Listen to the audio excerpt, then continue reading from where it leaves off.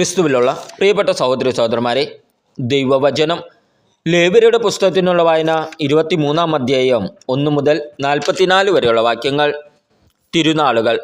കർത്താവ് മോശയോട് അരുളി ചെയ്തു, ഇസ്രായേൽ ജനത്തോട് പറയുക, വിശുദ്ധ സമ്മേളനങ്ങൾ വിളിച്ചു കൂട്ടേണ്ട കർത്താവിൻ്റെ തിരുനാളുകൾ ഇവയാണ്. സാബത്ത്. 6 ദിവസം നിങ്ങൾ ജോലി ചെയ്യണം. 7-ാം ദിവസം സമ്പൂർണ്ണ വിശ്രമത്തിനും വിശുദ്ധ സമ്മേളനത്തിനുമുള്ള സാബത്താണ്. അന്ന് നിങ്ങൾ ഒരു ജോലിയും ചെയ്യരുത്. നിങ്ങളുടെ സകല വാസസ്ഥലങ്ങളിലും കർത്താവിൻ്റെ സാബത്താണ്. നിശ്ചിത കാലത്ത് നിങ്ങൾ പ്രഖ്യാപിക്കേണ്ട കർത്താവിൻ്റെ തിരുനാളുകൾ, വിശുദ്ധ സമ്മേളനങ്ങൾ ഇവയാണ്. പെസഹ, പുളിപ്പില്ലാത്ത അപ്പത്തിൻ്റെ തിരുനാൾ. 1-ാം മാസം 14-ാം ദിവസം വൈകുന്നേരം കർത്താവിൻ്റെ പെസഹയാണ്. ആ മാസം 15-ാം ദിവസം കർത്താവിനുള്ള പുളിപ്പില്ലാത്ത അപ്പത്തിൻ്റെ തിരുനാൾ. 7 ദിവസം നിങ്ങൾ പുളിപ്പില്ലാത്ത അപ്പം ഭക്ഷിക്കണം. 1-ാം ദിവസം നിങ്ങൾക്ക് വിശുദ്ധ സമ്മേളനത്തിനുള്ളതായിരിക്കണം. അന്ന് നിങ്ങൾ കഠിനാധ്വാനം ചെയ്യരുത്. 7 ദിവസവും നിങ്ങൾ കർത്താവിന് ദഹനബലി അർപ്പിക്കണം. 7-ാം ദിവസം വിശുദ്ധ സമ്മേളനമുണ്ടായിരിക്കണം. നിങ്ങൾ കഠിനാധ്വാനം ചെയ്യരുത്. ആദ്യ ഫലങ്ങളുടെ തിരുനാൾ. കർത്താവ് മോശയോട് അരുളി ചെയ്തു, ഇസ്രായേൽ ജനത്തോട് പറയുക, ഞാൻ നിങ്ങൾക്ക് തരാൻ പോകുന്ന ദേശത്ത് എത്തിച്ചേരുകയും അവിടെ നിങ്ങൾ വിളവെടുക്കുകയും ചെയ്യുമ്പോൾ കൊയ്ത്തിലെ ആദ്യഫലമായ കറ്റ പുരോഹിതൻ്റെ അടുക്കൽ കൊണ്ടുവരണം. നിങ്ങൾ കർത്താവിന് സ്വീകാര്യരാകാൻ വേണ്ടി ആ കറ്റ പുരോഹിതൻ അവിടുത്തെ മുമ്പിൽ നീരാജനം ചെയ്യണം. സാബത്തിൻ്റെ പിറ്റേ ദിവസം അവൻ അത് ചെയ്യട്ടെ. കറ്റ കർത്താവിന് നീരാജനമായി അർപ്പിക്കുന്ന ദിവസം തന്നെ 1 വയസ്സുള്ള ഊനമറ്റ ഒരു മുട്ടാടിനെ നിങ്ങൾ അവിടത്തേക്ക് ദഹനബലിയായി സമർപ്പിക്കണം. അതോടൊപ്പമുള്ള ധാന്യബലി എണ്ണ ചേർത്ത 10-ൽ 2 എഫ നേരിയ മാവായിരിക്കണം. അത് സൗരഭ്യമുള്ള ദഹനബലിയായി കർത്താവിന് അർപ്പിക്കണം. പാനീയ ബലിയായി 4-1 ഹീൻ വീഞ്ഞും അർപ്പിക്കണം. നിങ്ങൾ ദൈവത്തിന് ഈ കാഴ്ച സമർപ്പിക്കുന്ന ദിവസം വരെ അപ്പമോ മലരോ കതിരോ ഭക്ഷിക്കരുത്. നിങ്ങളുടെ സകല വാസസ്ഥലങ്ങളിലും എന്നേക്കും തലമുറ തോറുമുള്ള ഒരു നിയമമാണിത്. ആഴ്ചകളുടെ തിരുനാൾ. സാബത്തിൻ്റെ പിറ്റേ ദിവസം മുതൽ, അതായത് നീരാജനത്തിനായി കറ്റ കൊണ്ടുവന്ന ദിവസം മുതൽ 7 പൂർണ്ണമായ ആഴ്ചകൾ നിങ്ങൾ കണക്കാക്കണം. 7-ാമത്തെ സാബത്തിൻ്റെ പിറ്റേ ദിവസം, അതായത് 50-ാം ദിവസം കർത്താവിന് പുതിയ ധാന്യങ്ങൾ കൊണ്ട് നിങ്ങൾ ധാന്യബലി അർപ്പിക്കണം. നീരാജനത്തിനായി നിങ്ങളുടെ വസതികളിൽ നിന്ന് 10-ൽ 2 എഫാ മാവ് കൊണ്ടുണ്ടാക്കിയ 2 അപ്പം കൊണ്ടുവരണം. കർത്താവിന് ആദ്യഫലമായി സമർപ്പിക്കുന്ന അത് നേരിയ മാവ് കൊണ്ടുണ്ടാക്കിയതും പുളിപ്പിച്ചതുമായിരിക്കണം. അപ്പത്തോടുകൂടി 1 വയസ്സുള്ള ഊനമറ്റ 7 ചെമ്പരിയാട്ടിൻ കുട്ടികളെയും 1 കാളക്കുട്ടിയെയും 2 മുട്ടാടുകളെയും കർത്താവിന് ദഹനബലിയായി അർപ്പിക്കണം. ധാന്യബലിയോടും പാനീയ ബലിയോടും കൂടിയ അത് കർത്താവിന് സൗരഭ്യദായകമായ ദഹനബലിയായിരിക്കും. തുടർന്ന് 1 കോലാട്ടിൻ മുട്ടനെ പാപപരിഹാര ബലിക്കായും 1 വയസ്സുള്ള 2 ആട്ടിൻകുട്ടികളെ സമാധാന ബലിക്കായും കാഴ്ചവെക്കണം. പുരോഹിതൻ അത് ആദ്യഫലങ്ങളുടെ അപ്പത്തോടും 2 ആട്ടിൻകൂട്ടുകളോടും കൂടി നീരാജനത്തിനായി കർത്താവിൻ്റെ സന്നിധിയിൽ കാഴ്ചവെക്കണം.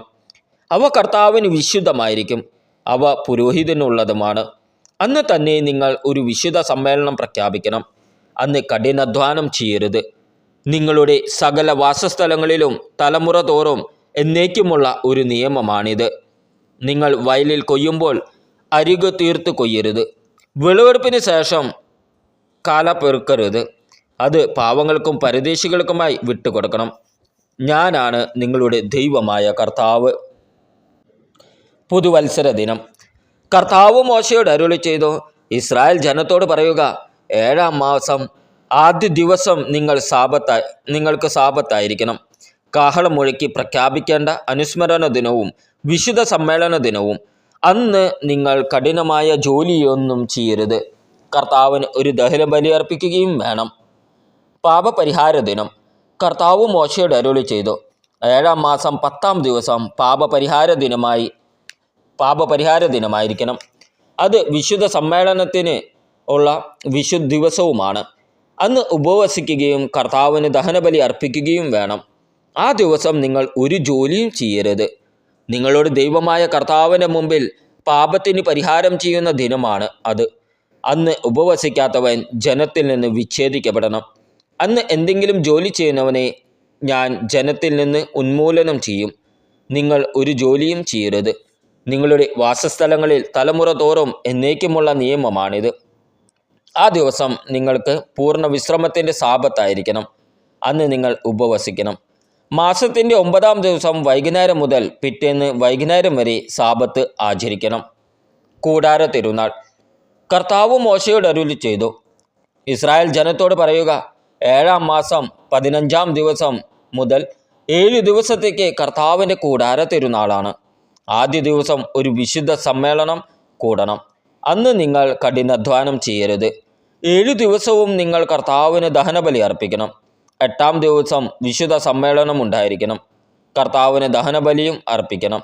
ഇത് ആഘോഷത്തോടു കൂടിയ സമ്മേളനമാണ്. അന്ന് നിങ്ങൾ കഠിനാധ്വാനം ചെയ്യരുത്.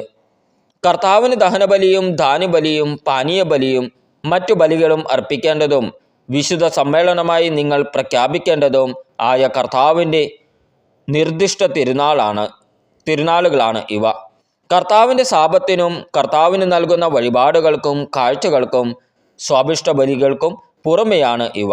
7-ാം മാസം 15-ാം ദിവസം വയലിലെ വിളവ് ശേഖരിച്ചതിന് ശേഷം 7 ദിവസം നിങ്ങൾ കർത്താവിന് ഒരു തിരുനാൾ ആചരിക്കണം. ആദ്യ ദിവസവും 8-ാം ദിവസവും സാബത്തായിരിക്കണം. 1-ാം ദിവസം ഭംഗിയുള്ള പഴങ്ങളും ഈന്തപ്പനയോലയും ഇലത്തൂർന്ന ചില്ലകളും ആറ്റരളിക്കൊമ്പുകളും എടുക്കണം. നിങ്ങളുടെ ദൈവമായ കർത്താവിൻ്റെ സന്നിധിയിൽ 7 ദിവസം സന്തോഷിച്ചാഹ്ലാദിക്കണം. വർഷം തോറും 7 ദിവസം കർത്താവിൻ്റെ തിരുനാളായി ആഘോഷിക്കണം. നിങ്ങളുടെ സന്തതികൾക്കുള്ള ശാശ്വത നിയമമാണിത്. 7-ാം മാസത്തിൽ ഈ തിരുനാൾ നിങ്ങൾ ആഘോഷിക്കണം. 7 ദിവസത്തേക്ക് നിങ്ങൾ കൂടാരങ്ങളിൽ വസിക്കണം. ഈജിപ്ത് ദേശത്തു നിന്ന് ഞാൻ ഇസ്രായേൽ ജനത്തെ കൊണ്ടുവന്നപ്പോൾ അവർ കൂടാരങ്ങളിലാണ് വസിച്ചത് എന്ന് നിങ്ങളുടെ സന്തതി പരമ്പര അറിയാൻ ഇസ്രായേൽക്കാരെല്ലാവരും കൂടാരങ്ങളിൽ വസിക്കണം. ഞാനാണ് നിങ്ങളുടെ ദൈവമായ കർത്താവ്. ഇപ്രകാരം മോശ ഇസ്രായേൽ ജനത്തോട് കർത്താവിൻ്റെ നിർദ്ദിഷ്ട തിരുനാളുകൾ പ്രഖ്യാപിച്ചു. ലേവ്യരുടെ പുസ്തകത്തിനുള്ള വായന 24-ാം അധ്യായം 1 മുതൽ 23 വരെയുള്ള വാക്യങ്ങൾ. ദൈവാലയ ദീപം. കർത്താവ് മോശയോട് അരുളി ചെയ്തു, വിളക്കുകൾ നിരന്തരം കത്തിക്കൊണ്ടിരിക്കുന്നതിന് ഒളിവിൽ നിന്നെടുത്ത ശുദ്ധമായ എണ്ണ നിന്റെ അടുക്കൽ കൊണ്ടുവരാൻ ഇസ്രായേൽ ജനത്തോട് പറയുക. സമാഗമ കൂടാരത്തിൽ സാക്ഷ്യത്തിൻ്റെ തിരശ്ശീലയ്ക്ക് പുറത്ത് പ്രദോഷം മുതൽ പ്രഭാതം വരെ നിരന്തരം കർത്താവിൻ്റെ സന്നിധിയിൽ അഹ്റോൻ അത് സജ്ജമാക്കി വയ്ക്കണം. നിങ്ങളുടെ തലമുറകൾക്ക് എന്നേക്കുമുള്ള നിയമമാണിത്. കർത്താവിൻ്റെ സന്നിധിയിൽ ദീപപീഠത്തിന്മേൽ അവൻ ദീപങ്ങൾ നിരന്തരം ഒരുക്കി വയ്ക്കണം. തിരുസാന്നിധ്യ അപ്പം. നീ നേരിയ മാവ് കൊണ്ട് 12 അപ്പം ഉണ്ടാക്കണം. ഓരോ അപ്പത്തിനും 10-2 എഫാ മാവ് ഉപയോഗിക്കണം. അവ 6 വീതം 2 നിരകളായി പൊന്മേശയിൽ വയ്ക്കണം. ശുദ്ധമായ കുന്തിരിക്കം ഓരോ നിരയിലും വയ്ക്കണം. കർത്താവിന് അപ്പത്തോടൊപ്പം സ്മരണാംശമായി അഗ്നിയിൽ അർപ്പിക്കാൻ വേണ്ടിയാണ് ഇത്. ഇസ്രായേൽ ജനത്തിനു വേണ്ടി നിത്യമായ ഒരു ഉടമ്പടിയായി സാബത്ത് തോറും മുടക്കം കൂടാതെ അഹ്റോൻ അത് കർത്താവിൻ്റെ മുമ്പിൽ ക്രമപ്പെടുത്തി വയ്ക്കണം.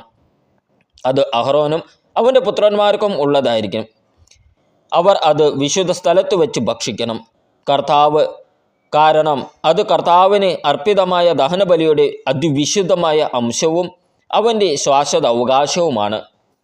ദൈവദൂഷണത്തിന് ശിക്ഷ.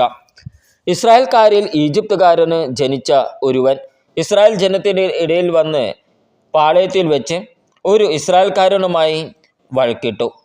ഇസ്രായേൽ സ്ത്രീയുടെ മകൻ തിരുനാമത്തെ ദുഷിക്കുകയും ശപിക്കുകയും ചെയ്തു. അവർ അവനെ മോശയുടെ അടുക്കൽ കൊണ്ടുവന്നു. അവൻ്റെ അമ്മയുടെ പേര് ഷെലോമിത്ത് എന്നായിരുന്നു. അവൾ ദാൻ ഗോത്രത്തിലെ ദിബ്രിയുടെ മകളായിരുന്നു. അവർ അവന് കർത്താവിൻ്റെ ഹിതം അറിയുന്നതുവരെ തടവിൽ വെച്ചു. കർത്താവ് മോശയോട് അരുളി കൽപ്പിച്ചു, ശാപവാക്ക് പറഞ്ഞവനെ പാളയത്തിന് പുറത്തു കൊണ്ടുപോകുക. അവൻ പറഞ്ഞത് കേട്ടവരെല്ലാം അവൻ്റെ തലയിൽ കൈവച്ചതിന് ശേഷം ജനം അവനെ കല്ലെറിയട്ടെ.